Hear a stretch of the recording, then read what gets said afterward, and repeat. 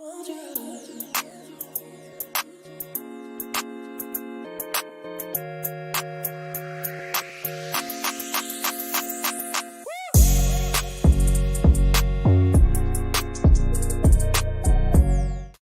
going on, people? I'm on the wrong side. Welcome to the morning view. Owen's a disgrace and a cheat. That's what he is.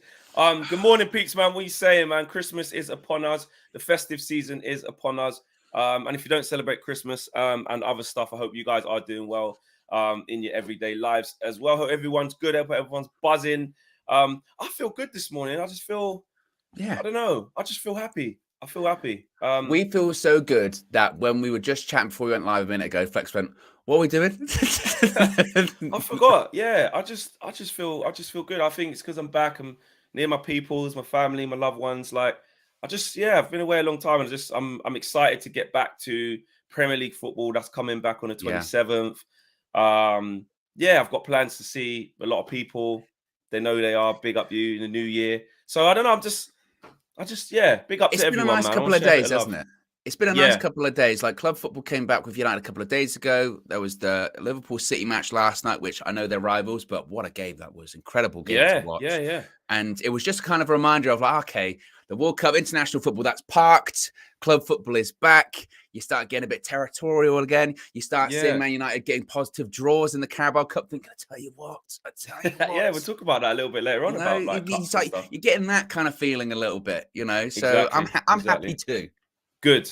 That's what we want. Noz says big up Fleck and Owen. We are going to be talking about a lot. We're going to talk about this Cody Gakpo price. Pay up now. Quick money. PSV want their P's now. If you want the deal, get it done. Slap the money down on the table. Let us know what the installments are going to be, and you can have Cody Gakpo. We're going to be talking about that. The keeper situation. There was a little bit of news yesterday, round about halfway through the day, actually, but we said we'll cover it today. Regarding the David De Gea situation, Diogo Costa, and just the new keeper situation in general, and everything else in between. We're going to be talking about on the channel this morning. I just wanted to big up Justin all the way from Oz. He was like, "Surely you guys can go live 6 minutes early for me. Think about your Aussie viewers, boys." Sorry, Justin, we couldn't, man, we couldn't. He also goes, Aussie.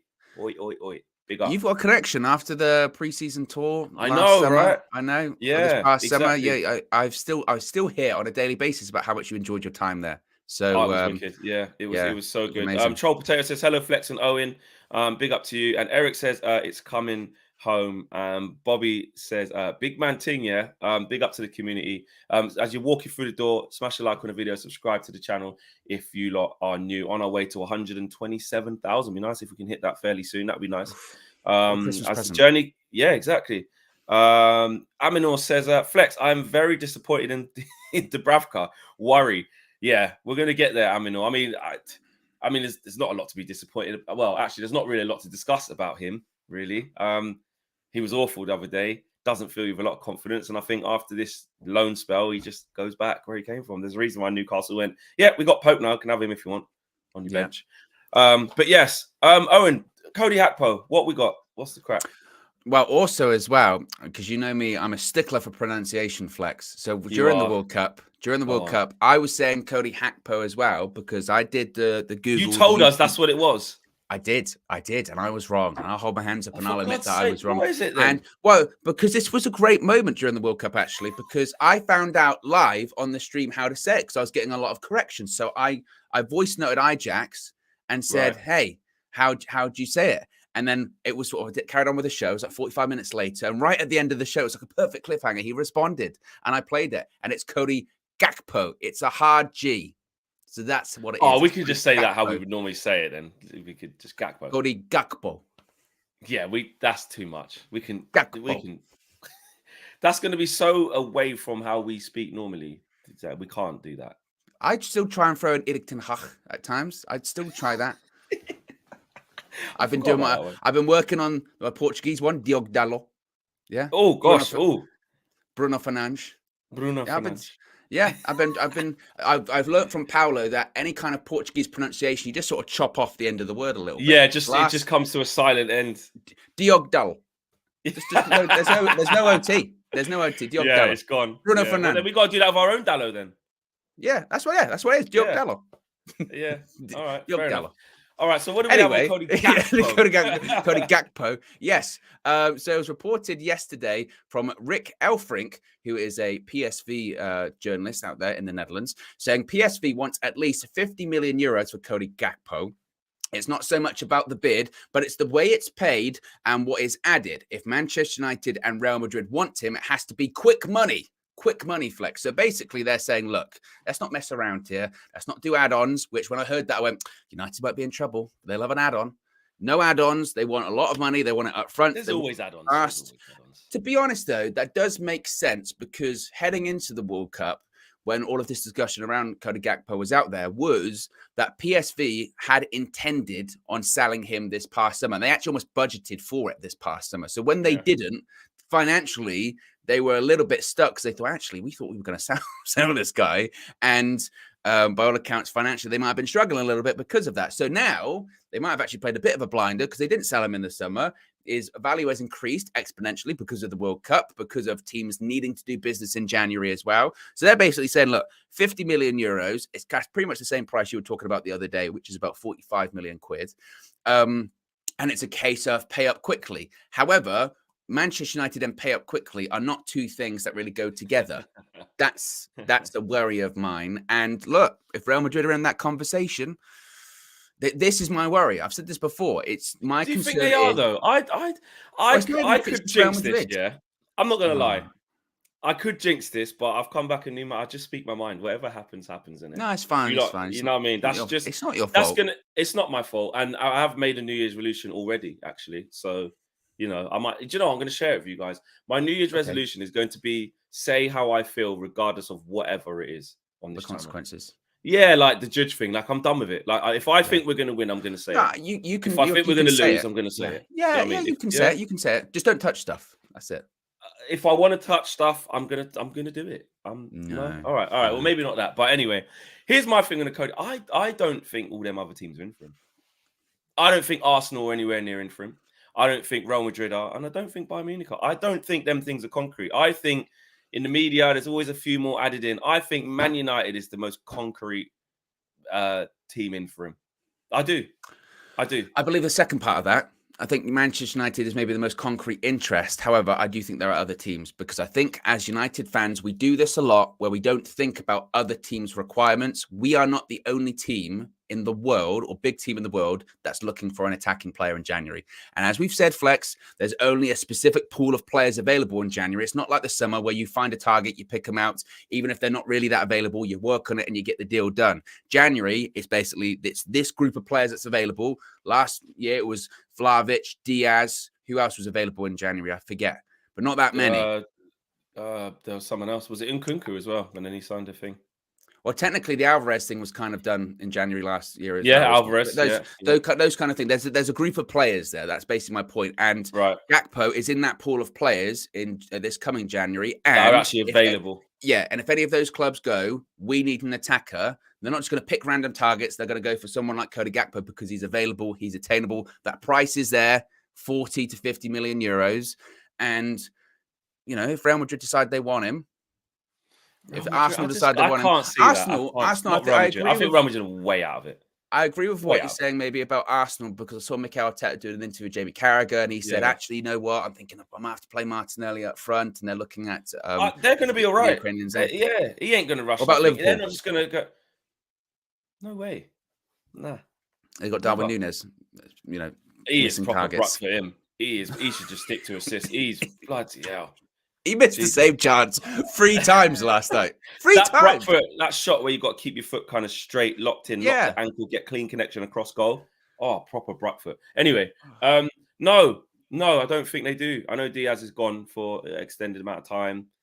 I just don't see these things just quick. Look, football's a crazy game, innit? I know things can happen, but I just think that Man United are the most in for him, and if we want him and show intent and have the conversation and put the money down, I think we get him. If we don't put the money down, you said the key thing there. Put the money down. Is there money? Yeah, that's what it's down to. I don't think it's down to this team might snatch him before. I just think if Man United, obviously he's available, like you said, on the market. So PSV are anticipating. So yeah, I get the principle of, well, if Arsenal came and said here's 50 million, PSV are going to accept. Like that's what they're saying. But I just feel like them other teams with where they are in their developments and stuff, and I just don't see them just coming to the forefront and just going to get him. But like you said, it's Man United. Can we just stump the money down? I think they're being really strict about this is what we want. This is what he's going to cost. It has to be now or never. Or obviously forever hold your peace, or till the summer it's going to go up even more. And I think 50 million / 45 million pounds or whatever it is, the ballpark figures of what we're hearing, I think is reasonable. I think it's really reasonable for a player like him. The 30, was it like 35 in the summer? 40? It might have been like 20. It might have been like 25, close to 30. Remember, at one point there was discussions of we were going to get Antony and Gakpo for about 80 million euros. I mean, I remember, sometimes you're just scrolling through YouTube and then you see just like a video from like 4 months ago or something. I saw one, and it was like Antony 40 million euros. I laughed. I went, I was like, that escalated very quickly, didn't it? And again, my point is that, United don't react well to being told you have to pay this price and you have to pay it quickly. Historically, we don't play very well with that. I mean, I saw there's a documentary coming out. I think it's Christmas Day in the Netherlands, and it's about Erik ten Hag and his sort of first few months at Manchester. And there were some quotes coming out of it about that, and it was talking about Lisandro Martinez joining United. And by all accounts, he picked up the phone and said, "Boss, I can go to Arsenal. Arsenal interested in me, but if you tell me Manchester United want me, I'll come." And I thought, well, that's great from Lisandro Martinez, kind of, I would prefer to go to Manchester United. I prefer to play for Erik ten Hag. But if you take a step back, you go, well, Arsenal were in for him way earlier than us. And we had to wait. We had to wait for the pressure of someone else is going to buy him. And we went, got to go in for him then. Got to go get Lisandro Martinez. But then here's the thing on that, right? Obviously, like, I was thinking about this a while when I was coming back on the plane. Don't ask me why I was doing this. I was kind of just getting back into Man United mode, and I was just thinking of like the media and how you report things and how we get our information, how we do our content. I was just going through a lot of stuff, and I was like, the media's a bit mad though. I think it's because I was at the World Cup and thinking about because it's like, well, according to like some journalists, they've told us that's the way round the story goes.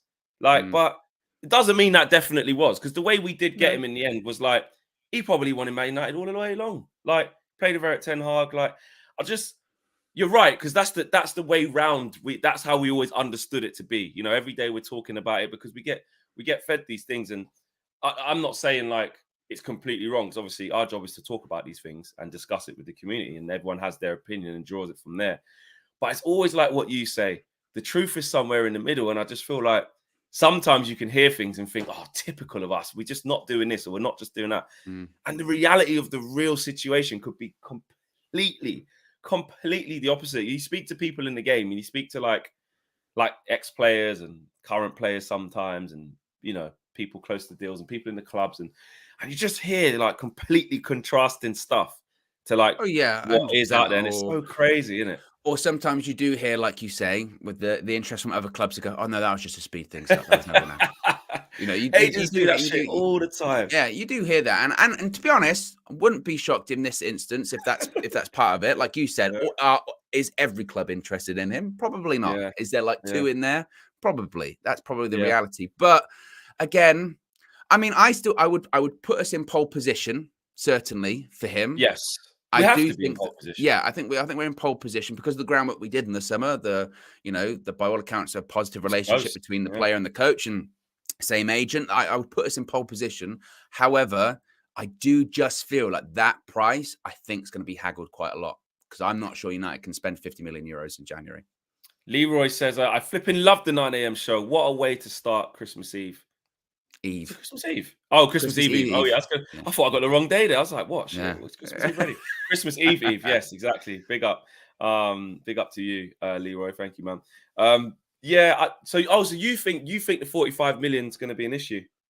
Yes, I do think that's going to be an issue. I think that there is not. Well, we've seen there's not a lot of money there. Factual. There's not a lot of money there. They did not intend on spending in January. In Manchester United's mind, they were going to keep Ronaldo to the summer and then reevaluate things and go again in the summer. Ronaldo leaving was not planned. That was that's Ronaldo. That's Ronaldo driven. Ronaldo got what he wanted there, and then that's gone. So you've got, they reckon, about 16 million to play around with. That ain't 45, 50. And again, they're basically saying, there's not a lot there. Maybe Wan-Bissaka goes, and maybe thing is as well, how do you can you go, oh, we'll take it out of the summer budget, but you don't know what the summer budget is. We're gonna have new owners by that point. Like I genuinely don't know how that's all going to work. I think it's fascinating talking about Manchester United's planning for the summer, because it's almost got to be, you've got to kind of plan with a mindset of things might be really, really different. The summer. But I think they still, If I was them, but you can't stop. Exactly. You go to If I was them, I'm planning off the budget that we usually have, and if we have more. Right. Well, if we have more or less, you have to adjust accordingly. But you have to. Eric Ten Hag should, he's already talking in the public, like you said in yesterday's show, I think, or no, different show, that like Ten Hag going public saying, "Well, this is great. We're gonna have more money, more investment."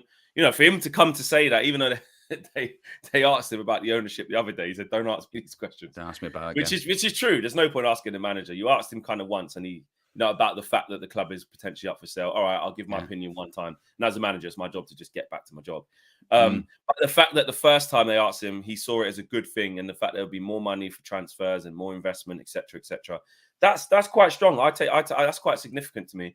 So, I think Ten Hag should absolutely plan for having the best part of, I don't know, 200 million in summer, or 150 with player sales, and then it can get to 200, whatever it is, how it usually is, right? The usual budget. Because if you think about it, I'm not, we understand about the Glazers and stuff like that, but we did spend a lot of money in the summer. It needed to be done, so we didn't give too much praise. Exactly. We weren't like, oh yeah, this is the club we want to see. We was in dire straits last year, and that was we should have done more. But realistically, we went out of that transfer window in the summer pretty happy. I think we was, we held on to Ronaldo, in the end. Even though we were a little bit. Yeah, but the process of how it went was a bit mess. The end goal, you go, oh, we got like 5 or 6 players in. It wasn't that bad. We spent a lot of money. But those 2 weeks, once the season started and we lost those first 2 games, and the craziness of John Murto flying to Barcelona and Turin and not getting those 2 players and all that kind of stuff, living through it. Yeah, living through it. Arnautovic. So there was a lot of crap with the window, but essentially, we got there. The money that we actually spent seemed good money. I mean, you could still say that the Anthony one is like, obviously 80 million is a lot, and he's done okay. He's but the other ones are like Casemiro looks like a bargain now. Martinez is definitely a bargain. Malacia has been a bargain. Ericsson was free. Like, you can't, and Dubravka shit. But there's no but other than that, that's a good window. That's a good window. All of them players that he bought, and Malacia is knocking on Luke Shaw's door all the time. So he's a established first team player already. They're all first teamers, they're all first team starters.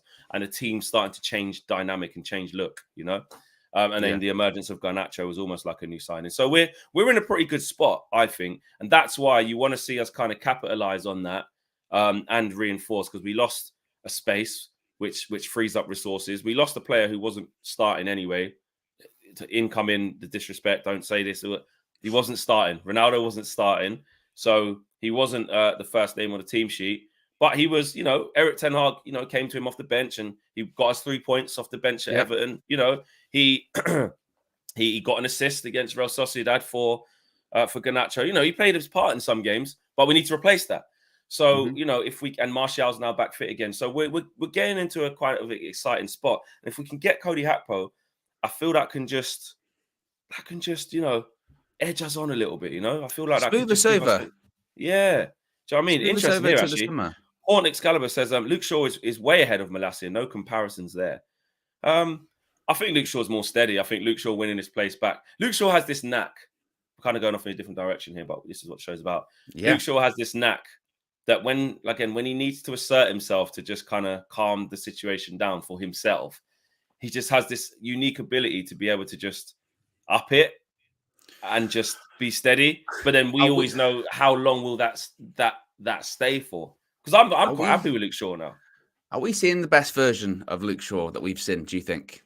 Because he had that season during the pandemic where he was brilliant, Shawberto Carlos. But I think actually, physically, and obviously, I think just reliability. I feel like this is the best version of Luke Shaw. I really do. I thought he did really well at the World Cup too.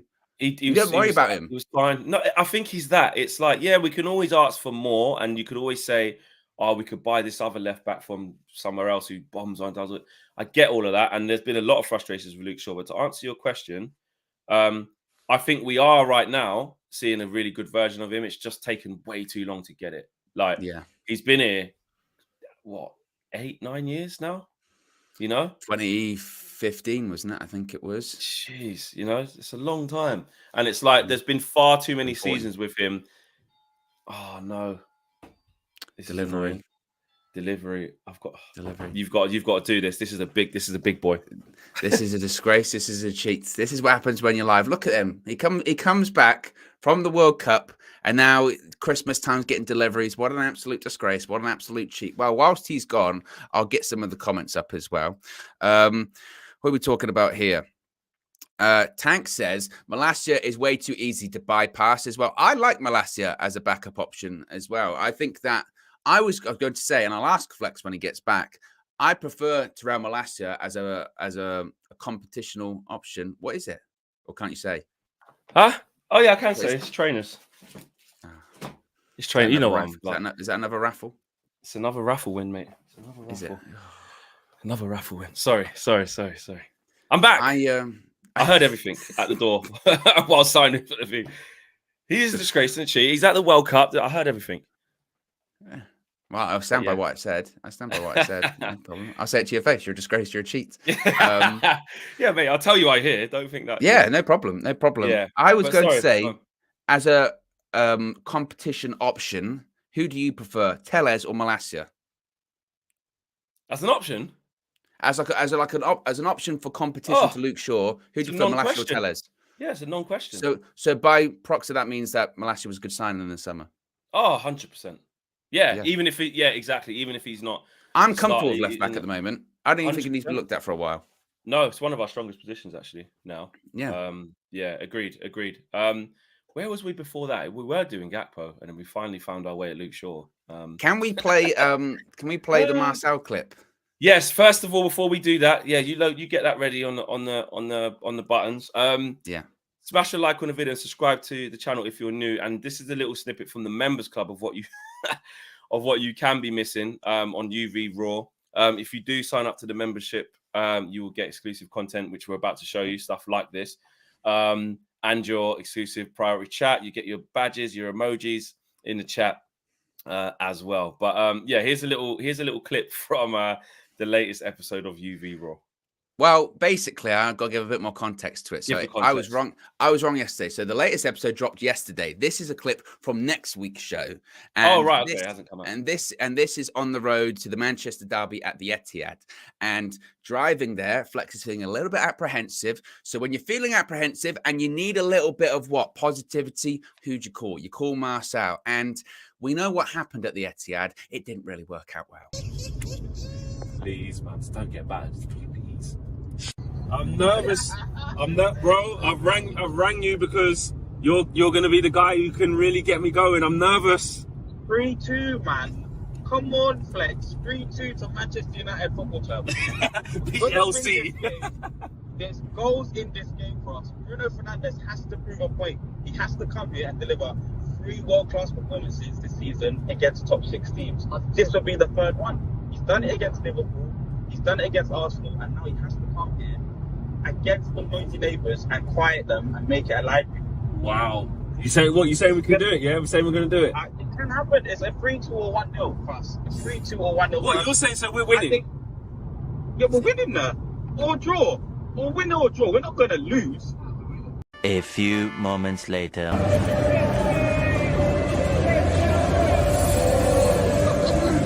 Nothing. We have nothing. We have absolutely nothing. We're not going to be able to reach that level anytime soon. We're not going to reach that level.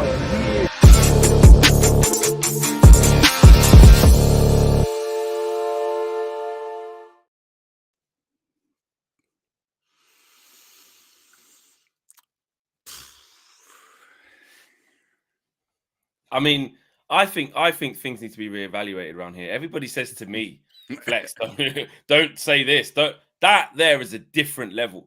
Even I was like, Come on, I need a bit of positive. But what we're going to win? What? He said 3-2 definite or 1-0 or something like that. No. Or minimum. We said we're winning. Definitely winning. 6-3. What was that? 6-3? 4-0 half time. Yeah. Well, there you go. But then that's what you're missing on UV Raw, by the way. Exclusive behind. This is what happens, yeah, because I think that's what's so good about UV Raw, actually, is that it's the chance for us to just, like it says on the tin, it's just raw, it's just there. It's the stuff behind the scenes, just from a phone, just, it's not. And that's him. Proper. I mean, immediately after the game. So obviously, when you're doing the fan views, take 5-10 minutes to set up, all that kind of stuff. That is immediately outside the ground. Josh has literally gone like that in his face. Yeah, it's mad. And you get the instant reaction. There's a bit at Old Trafford where we come around the corner and Josh is just there, ready to just capture that instant thing. And there you go. And Marcel still hasn't learned from that, actually. He's still exactly the same. So there you go. Well, but a reminder, if you want to see more of where that came from and see the whole episodes, and there's plenty more of those, loads of stuff. The one when we beat Arsenal was really good. That was fun. Yeah. The one when we beat Liverpool. There's loads out and more to come as well. So the link is in the video description below if you'd like to join the members club as well. Owen, what we got with the keeper situation? Yes, to talk goalkeepers, there's a lot going on. Obviously, when it comes to the contracts for several players, about contract extensions, triggering the options to extend by a year. One person who didn't get his option triggered was none other than David De Gea. Now, it was reported that whilst his extension wasn't triggered, they were in negotiations with De Gea about possibly a new contract on reduced terms. At the moment, he's on something like 350k a week, a little bit lower maybe because of the No Champions League. And it was reported by The Athletic that though he is open to reducing his wages, David De Gea would still expect to be number one at Manchester United. If United go in a different direction to De Gea, there would be no sense triggering his option in the hope of getting a buyer. In that scenario, United would allow him to leave on a free. It continued by saying Manchester United are currently searching the market for goalkeepers who match the Ten Hag copybook. Diogo Costa is being watched by United staff. Unai Simon is also another on the list. So basically, and we were kind of talking about this yesterday, weren't we, Flex, that you've got a couple of scenarios here. One that we know definitely isn't going to happen is David De Gea is going to remain on the contract that he's on. That's not happening. That's off the table. They're saying if you are going to stay, you cannot be on the wage you're on at the moment. It's not reflective of value. It's not reflective of, I guess, just importance. It's too much. It's too big. It's too much. And, if we were going to give a keeper to that, they'd have to be able to do everything. Everything. And that's not the case anymore. Now, it's not saying that he's not going to stay. It's not keeping in world football. He should be on that. No, exactly. Exactly. So it's saying, it's not saying you're not going to stay because he still could stay. It just could be on reduced terms. But De Gea is saying, well, I'm happy to be on reduced terms. I'm happy to stay. But if I'm staying, I'm being number one. I'm not sitting on the bench. I'm not doing a Petr Cech for that season at Chelsea where he was back up to Courtois or anything like that. If I'm staying, I'm number one. And at the same time, United are going, well, maybe we do just go in a different direction. Maybe we do just sort of, draw a line in the sand and go in a different direction. So what do you think the club's leaning towards at the moment? Because I'm still very undecided on this. I hear you 100%. Just before we carry on with that, I just want to big up to Jay Ramon says, please, I advise you lot to join us members. And big up to Ed. Ed has taken that advice and he is the latest member of the UV Members Club. So big up to you, Ed. Thank you for joining the membership group. Trust me, you will not regret it. So, big up to you. And Ray S says, in my opinion, I think if we go all out for De Jong, which I think we should, he could be as good, if not better, than Kevin De Bruyne. Imagine the link-up play, says Ray S. I mean, I said on Twitter the other day, I don't have the stomach for another De Jong chase when all that news was kind of coming out. And all our domestic journalists who were close to the club were saying it about the summer. Yeah. I couldn't even enter into it. But Super Chat, Ray's opinion, like he says, in my opinion, in big capitals, it's a fair play, Ray. To respect the Super Chat and give you the response, Ray, I'll do this really quickly because I can't. He's unbelievable. I love De Jong. I think he is. But whether or not we go down that garden path remains to be seen. But with what you're saying in terms of how good he can be, his ceiling's very high. I'm saying like Kevin De Bruyne. I mean, again, I watched that game last night. Kevin De Bruyne for now. Yeah, Kevin De Bruyne just needs to be around the creme de la creme at all times. And if he is that, he'll shine. If he's around like what he is at Belgium and just aging, well, it's just perfect combination. It's just like he will give. If you're a striker, he will give you at least like 4 chances per game. And if you're Erling Haaland, because he's so lethal, he will score 3 of them. Like it's the perfect combination. It's insane. Exactly. But back to the David De Gea situation. You said to me, well, where am I leaning to? Where am I at? Here, this is my opinion. I'm not opposed to David De Gea staying on as number 1 on reduced terms. I'm not. Again, going forward within, say, a 4-year plan with Ten Hag, or let's say 5, just to round it off, right? We can probably get to another stage, another choice point where you're going, right, now's the time to move him on.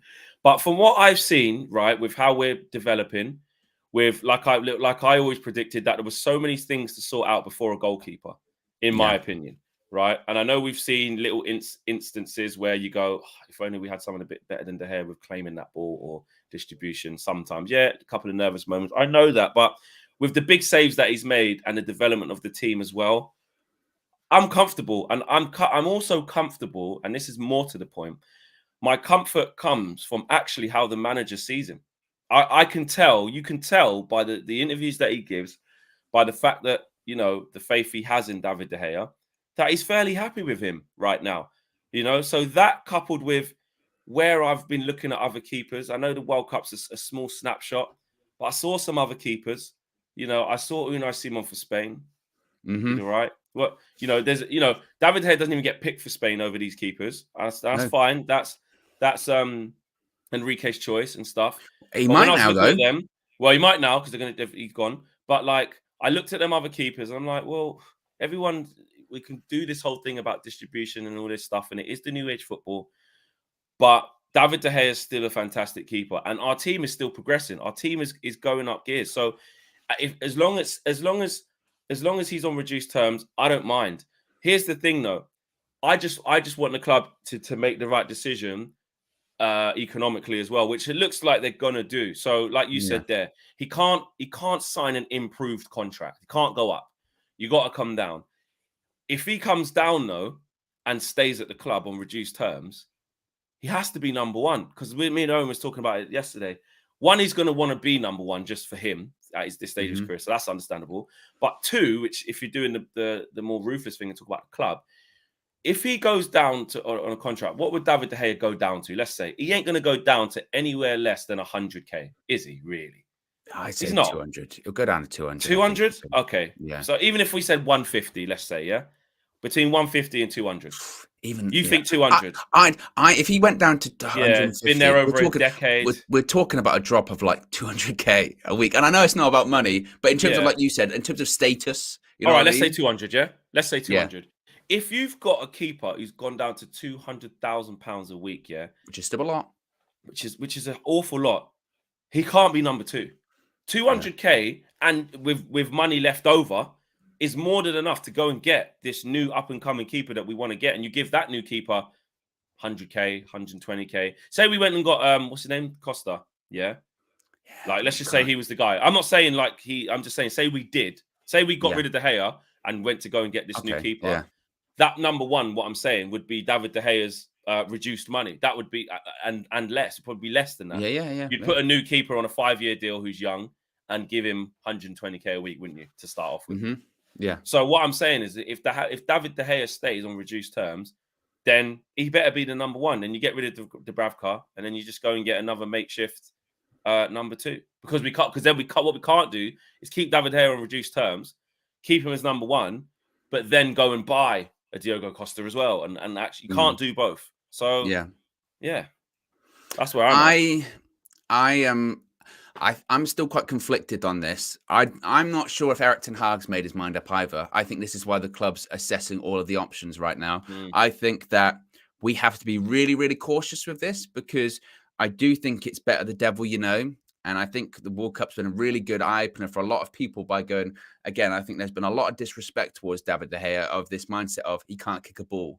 You know what I mean? Or his distribution is absolutely horrible. Whereas in comparison to some of these so-called elite distributors, actually, it's not even that far off. I think sometimes people look at Alisson and Edison, and then when they hear about other keepers that are good at distribution, they think they're on the same level as that. Nobody is. Those two are freaks. Exactly. Edison specifically, but also Alisson as well. They are freaks. There are very, very, very few keepers that are at that level. Yes, Ramsdale's got good distribution as well. Yeah, you could say, absolutely. Yeah, you could say he's decent with it. But the point being is that there's few of them, and also, are they as good at saving the ball, keeping the ball out of their net than David De Gea? There's an argument to be made that some of those goalkeepers that we've been linked to wouldn't have made the saves that De Gea has made this season, and we might have lost games or drawn games. We might actually have been worse off. Now, again, the counterbalance, the counterbalance to that is some people will say, well, Owen, those people that those better distributors might actually create more goals. So we score more goals and we win games. And I understand that too. I think that where I am with the De Gea issue is this. First of all, whatever the manager wants to do, carte blanche, he's the decision maker. But two, if there is a keeper out there that is really good with his feet and is young, maybe like a Costa, that you go, you know what? It's not even the case of he's a better keeper than De Gea. He's better with his feet. It's just a case of he's younger. He can be in that role for a decade. That's the position done. It's over. You move on. Then that seems like a viable situation to me. If we're talking about Jan Sommer, if we're talking about, I saw Oblak link, if we're talking about people that are like 30 or 29, then what are we really doing there? Because we've got David De Gea, who's like, 30? Yes, he's not as good with his feet, but he's not bad, and he's got better with his feet. His starting position has improved. And again, I think he has got a little bit better, actually. Because could he, certainly from, the beginning of the season with that game against Brighton and Brentford, we were like, it's not working, he's going to have to go. That's completely different now because you're comfortable with him. I mean, even when he gets the ball at his feet now and he's passing it up from the back, you don't have that sharp inhale of breath that maybe you did earlier on in the season. So I just don't know. I think the only way I'd be comfortable with it, like I said, is if it's a young keeper who you go, okay, that's going to be United's number one for the next however many years. But I think if the situation doesn't present itself and we can't find a real solid, young, viable alternative, then I don't think we should press it as much as going, and now he's just got to go, we've got to get a 33-year-old that's decent with his feet, because I think we'll regret that. 100%. Like Tank says there, I think I agree wholeheartedly with this statement here. All I want is a keeper who is competent with his feet, but brilliant with his hands. That's pretty much it. You want someone who is, fairly decent distribution and can do that. But if I was to pick an attribute they had to excel in as a keeper, mine's going to be shot stopping every single day of the week. Mm-hmm. Shot stopping. Okay, what other categories are there? Commanding of the box. Positioning. When to come out and close, starting position, and then obviously you've got distribution as well. There's loads of little boxes. How do you command in terms of, are you vocal? Are you loud? There's, as a keeper yourself, there's a lot of boxes that you'd want a goalkeeper to tick. But for right at the top of my thing is, how is he at shot stopping, angles, shots from distance, things like that. Can he make saves in big moments? That's the key thing. Can he make saves in big moments? Time and time again that some of the saves he's made this season have been top-notch saves, top-notch saves that have kept us in the games and saves that have actually won us games. So I'm comfortable. I'm actually comfortable with the fact that the news that we're getting reported as well from well-sourced sources, from well-placed sources, is in line with, I think, how Man United should be dealing with this. They're not, I'd be massively disappointed and concerned if all the noise was, United are trying to offer a new contract of, an improved terms. Yeah, or even trigger to keep it as is. I think they're heading in the right direction of going, look, what the situation now, we can't have this time next year. So either it's you're on reduced terms, or we'll just have to go in a different direction. And David De Gea needs to work out what he wants to do as well. These things take time. It's the same with Fred. I know it's a bit different because the caliber of player and what they've done at the club, etc. But in terms of, okay, they've triggered Fred because it's a bit easier because he can get to the end, and then we might be able to sell. But in terms of the principles of the conversations need to happen between now and then with the manager, really honest, frank. And I go back to my favorite Ten Hag quote: I can look any player in the eye 100%, with my decisions. And I think he would give David De Gea the respect and handle it with the respect it deserves, but at the same time, do the best for the team. And if Erik Ten Hag thinks that David De Gea is not good enough anymore and he can't guarantee him being number one, he will tell him that. He will tell him that, And again, I'm not Sentiment FC. If Erik Ten Hag thinks that, I'm behind that, because that means Erik Ten Hag has another plan to phase David De Gea out and get a new, younger keeper and go in a different direction, because I really do believe in this manager. I believe in what he's trying to do. So regardless, and if he keeps David De Gea for another year on reduced terms, I know obviously Marcel will be having kittens, and I think even Cam has spoke loads about it. He's saying we need to get a new keeper and stuff like that. So those guys, and maybe it's 50-50 in the chat. I don't know. Maybe we should ask you guys, just put yes or no. Would you like to move on from De Gea now? Yes or no? But I personally, again, I'll trust in Erik ten Hag's plan, because that means to me that he goes, you know what? I'm all right there for another 18 months. I'm all right there. Let me focus on getting this number 9 in the summer. Let me focus on Dion again, or whoever it may be, that caliber of midfielder. Let me focus on sorting out right back. Let me focus on potentially, who knows what's going to happen with Harry Maguire in the summer. Because I'll tell you what, if he comes back and then it's interesting that he's out now for a bit. We'll see if he's back quickly for the Premier League game. But because here's another choice, but let's talk about it actually. His last bit of the show. I was thinking about this yesterday, sorry. So Martinez and Varane are gone, right? Our 2 starting centre-backs are not back yet, because obviously they went deep into it. I'd probably say they've probably got, Martinez won the thing, so they're celebrating like mad. He's probably got he was still celebrating yesterday. I know. Yeah. So it's like, it's going to go on a while, right? And okay, that's understandable. And Rafa, he was dead on his feet when he fell over right near the end. Yeah. He was gone. He was knackered. So he's gonna, and obviously how they manage him fitness-wise. But cut a long story short, if Harry Maguire comes in from the 27th and does okay, and we beat Bournemouth and we beat Forest and we beat Everton in the FA Cup, in them little batch of games, and does well, and then Martinez and Varane just come straight back in whenever they do come back in, and he goes back to being that second fiddle. Those big games, like, that will hurt Harry Maguire's pride, and that will hurt his pride when we go away to Barcelona and he doesn't start. Things like that. So when it gets to the summer, well, actually, you say that. Martinez is suspended against Barcelona. Remember as well. But is that home? Home? We're away first, aren't we? Away at the new camp. So, but probably I would think it might go Lindelof and Lindelof. Yeah. Who knows? Who knows? But or Harry Maguire again. You can count on him when he comes in and he does a really good game. Who knows? But what I'm saying is that if he plays bit part after being the main guy at England and sees that again, this manager's not really changing his mind on me. I've only started 6 games. Let's say 10. Let's say I've only started 10 games from now to the end of the season. It's not enough, is it? There's a decision to be made there as well. So that's another thing Erik ten Hag will want to sort out. So which leads back to the David De Gea thing. If he wants him to stay, I'm not opposed to it, because the club's clearly going to do it in the right way in terms of you're not being on anywhere near that, mate. You've got to come down.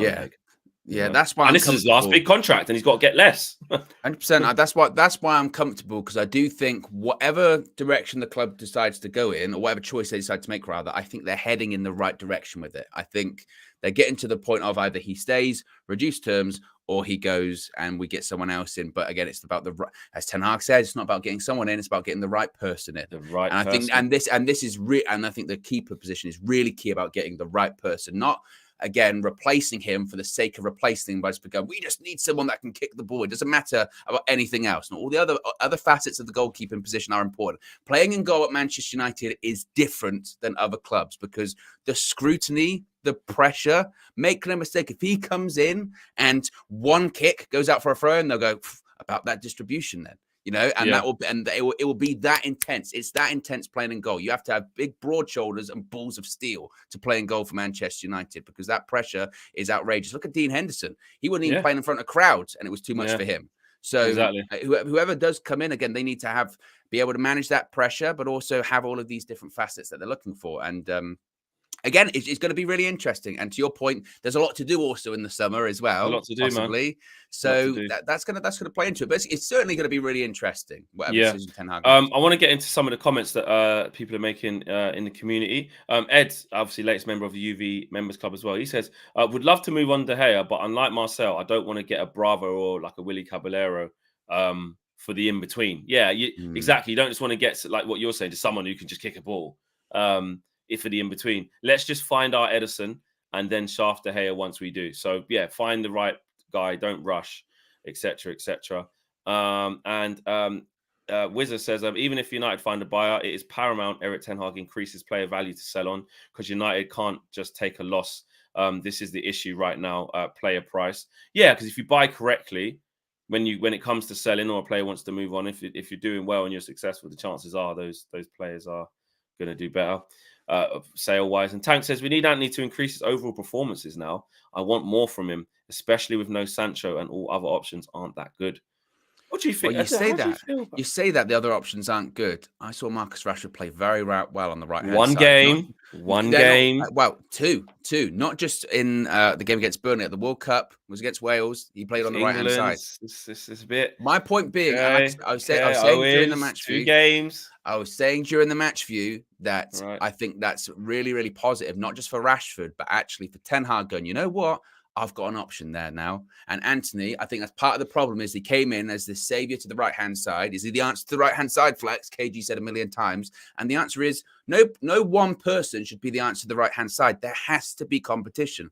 Antony, if he's not playing well or the end product isn't there, he has to sit on the bench and he has to work his way back in. I like the idea. I really liked that balance, actually, of having Rashford on the right, who is direct, and Garnacho on the left, who's also very direct. Bruno then could receive the ball in deeper positions and ping it out to either wing, knowing if I get it to them and they're one-on-one with the fullbacks, that fullback's in trouble. And Malacia can get in the box and hold up. I liked that balance there. Agreed. I really like that balance there. And I think that's a positive. I know it was against Burnley, right? It was what people would say. But again, like I said, you can only beat what's in front of you, right? Here's the thing. If you think about it, we talk about all these players and 80 million price tag, Antony tricks and Turney and nutmeg, chop skills, 5-star skills on FIFA, whatever. And then we say these things that Rashford, run down blind alleys and frustrating and all that. When it comes down to it, this is why, you talk about how effective players are in games. And then the immediate counter argument is about styles and this player needs this and that player needs that. When it comes down to it, Rashford showed that he's more effective on the right than Antony. Like in that I know it was in that one game, I know that. But, Tank was saying, I kind of need more from Antony, But if you deep it, you just want someone to show output. Like just be engaged in the game, give your opposite number a tough game, make runs and be active and be direct. And you know what? Rashford gets a lot of stick, and I'm going to defend Rashford a little bit. I couldn't defend him last year. Couldn't, Nobody could.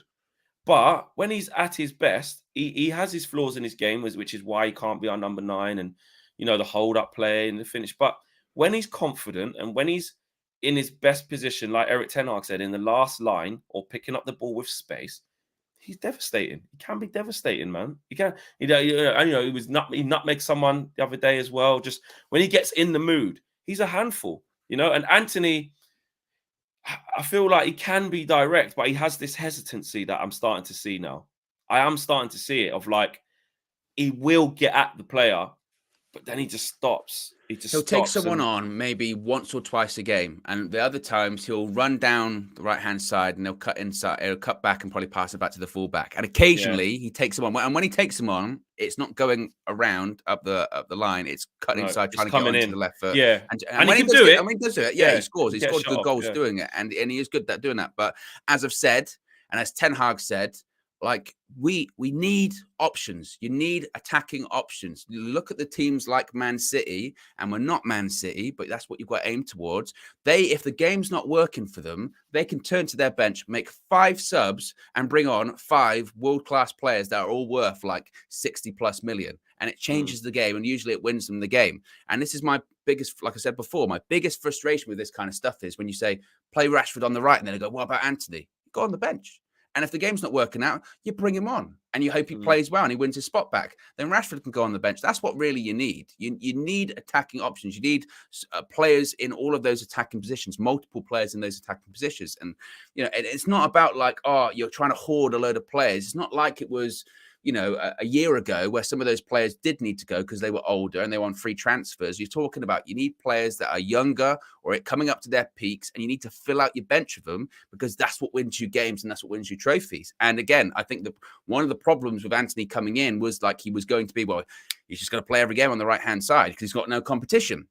And I think he would benefit a lot from someone really nipping at his heels more often, because he's kind of got this perception as Ten Hag's guy from Ajax, like you said, and he's going to play all of these games. But if he's not, if he's not got the output, then he shouldn't play. But at the same time, he's only been at the club like 6 months, so exactly you have to give him time, and he's young. 100%. AWK wrestling clips, wrestle clips. Yes. You know that account, Owen? I don't, but anything with wrestling it, I love it. So over 700 watching, only 146 likes. Come on, guys, let's try for 200. Yes, exactly what AWK wrestling clip says there. Let's try and get up to a couple of hundred likes, guys, as we wrap up the morning show. Yeah, agreed with everything you said there. I think, yeah, it is still, he hasn't even had his first season under his belt yet. The team's still adapting. He's still adapting. He's come in. Then there's been a break. He was ill before the World Cup, where he wasn't playing. Then he's gone to the World Cup. Now he's got to come back and get back into it. So, yeah, I think like KG said, I think he just needs a goal from somewhere. And my thing is, I think against, is the next game, is it Bournemouth at home? No, Forest at home. I think that front three will be Rashford on the left, Martial up front, and Anthony on the right. I think Ten Hag will go back to that for the game. I don't think he starts. Nah, I don't. I think, you know what? I think it's the same front. I think it's you think he'll keep Rashford going on the right. Same front three. Do you know why I say that? Is because Ten Hag, if he wins a game and it works, he don't change it. He doesn't like it. He doesn't like doing that. He's big on rhythm. He's big on continuity. He's big on momentum. And I think he would actually like, to be honest, that 2 out of those 3 would have been there throughout the mid-season break in Martial and Garnacho. I think he'd like that. I honestly would not be shocked. Garnacho first to come off. He was the first to come off quite early in the second half. Then Anthony felt like he was trying to give him minutes ready to start for the weekend. But the Garnacho one, I would say, it already shows how much our perception of him or our standards surrounding him have improved, because we're like, oh, he should have scored. He got 2 like one-on-one chances because of his movement in behind. Like that. He's a constant threat. And again, and to be fair, if you think about it, I would want to start with the same what we had, because I think they play a back 5, Forest, don't they? They're going to sit back. They're going to try and hit us on the break. I'm sure they play a back 5. Well, they did against Liverpool that game anyway. I don't know if they play that game in, game out, but however they set up, they're not going to come at us, are they? And you need those willing runners in behind. And if you've got Rashford on one side, willing to run in behind on the right, and Garnacho, and transitions are going to be key. Maybe it is best to start with that. That is another thing about Ten Hag, is that he will pick the right horses for the right courses, isn't it? So yeah. And he doesn't like to rotate. Yeah, really exactly. Yeah, that's true. He wants to keep it going. But just before we finish off, obviously the draw, after it being rigged in the Europa League of what we saw, was it rigged the other way around? First out the hat and getting probably the most favourable one in there in Charlton. That's I literally straight away. Charlton at home, please. Just give me, please. I was like, just not Newcastle City, just whatever. Look. Got to be cautious. We've got to be cautious. Listen, they just knocked out a Premier League team, just knocked out Brighton, penalties, and it can go to pen. So, and sometimes, by the time we play that game, week commencing the 9th minutes, it's in a couple of weeks. Yeah. Who knows? Who knows? You've got to turn up and you've got to do your job. But if you was to say you're going to get 2 championship teams for the first 2 rounds of the Carabao Cup to be able to get to a to a quarter-final. No, is this a quarter-final now? Yeah. So to get to a semi-final, and then by the time you play the semi-final, okay, you might get drawn again. The Arsenal, Liverpool, Spurs, Chelsea are all out. It's just you and City, and obviously it's Newcastle. You've got a good chance of getting to a final there, especially if you get a home draw against, I don't know. I think Leicester is still in it. Southampton got City. Who did Newcastle get? Is it still 2 legs in the semi-final? I don't think it is. Or did they change it? I think they changed that. I can't remember, because it's been a while since we've been. Was it last year? Oh no, last year we went out first, didn't it? So we don't know. Yeah, can't remember. Because remember, Ollie got to semi-final, didn't he? And that was that was 2. That was 2, but I don't know if it's changed. We beat City in the second leg of that, but still went out because we lost 3-1 in the first game. I would have thought. I think it still might be. Either way, look, it's opening up to seemingly being a really good opportunity for us, isn't it? Like I said, look, the big teams have eliminated themselves. We've got a favourable draw at home to a lower league club. Yes, you still could get a challenging semi-final. If you get to a semi-final of any competition, chances are you're going to get a challenging draw. I mean, look, there might be a possibility that it's City Newcastle in a semi-final, and if that would be the case, could you imagine? We'd be like, oh my god. We're so starved. They could draw each other. Yeah, exactly. We're so starved for silverware that Wembley's firmly in sight at this point, even though we're just the quarter. So I think Eric Ten Hag will play a really strong side against Charlton. I really do. I think he's not. Oh, he played the same like this. He's not playing around now. About, I think, mate. like I said, I think he's the silverware is in sight. I know it's out of all the competitions, it's the lesser one, but again, we're so starved for it, and not that it will buy you as much time as Arteta for winning the FA Cup. But if we're in a final come February, you know, we'd be like, we'll absolutely rip your arm off for that. And so look, when it came out last night, I was very, very, very, very excited indeed, Flex. And wouldn't it be nice? Wouldn't it be nice to actually be going quite deep into a competition? Yeah, exactly. That's what you want, isn't it? I mean, yeah. So we got Charlton, Newcastle, Leicester, Forest, Wolves, and Southampton City. If you want to try and predict that, let's just do a quick one just for a bit of fun, right? Yeah. Let's say we beat Charlton, so we're in the hat. Newcastle, you would think would beat Leicester at home. Yeah. So they're going to be in the hat. Wolves against Forest, anything could happen there. You know, who's at home in that one? Forest is at home. Can't call that. I'm trying to think of the situations. They're both in the league. They're both in the situations whereby a cup run could be somewhat detrimental. They've just got Lopetegui in for Wolves. It'd be interesting to see how serious he takes it. So we don't know. That's a 50-50 game, and you'd expect Man City to beat Southampton. Let's say, right? So that'll be Southampton. Let's just say Forest, right? Forest or Wolves, Newcastle and us. Then you're saying, right, it's 50-50 whether you're going to get a Newcastle or a Man City. Wow. you would hope that it would be like, again, the semi-final would be City Newcastle, then you get, you know, Forest or Wolves, then you'd be like, you know. Yeah, imagine that. Yeah. But hey, it's the Carabao Cup, you know. Guys, smash the like on the video, subscribe to the channel if you are new. Good convo this morning. Big up to everyone who's got involved in the channel. Big up to everyone who has joined the members club as well. And we're looking forward to Christmas as well. There is going to be a Flex and KG show coming very, very soon. Christmas special. You're going to be wearing your hats? Yeah, I don't have any Christmas hats here, actually. We're going to see KG Claus. KG Claus coming to town. KG Claus, 100%. And we will have the full view back very, very soon again. We're going to be getting back to normal, man. We're going to be getting back to normal as the games is going to start coming thick and fast as well. So smash the like on the video, and we'll see you tomorrow morning with another video, man. We are out of here. Peace.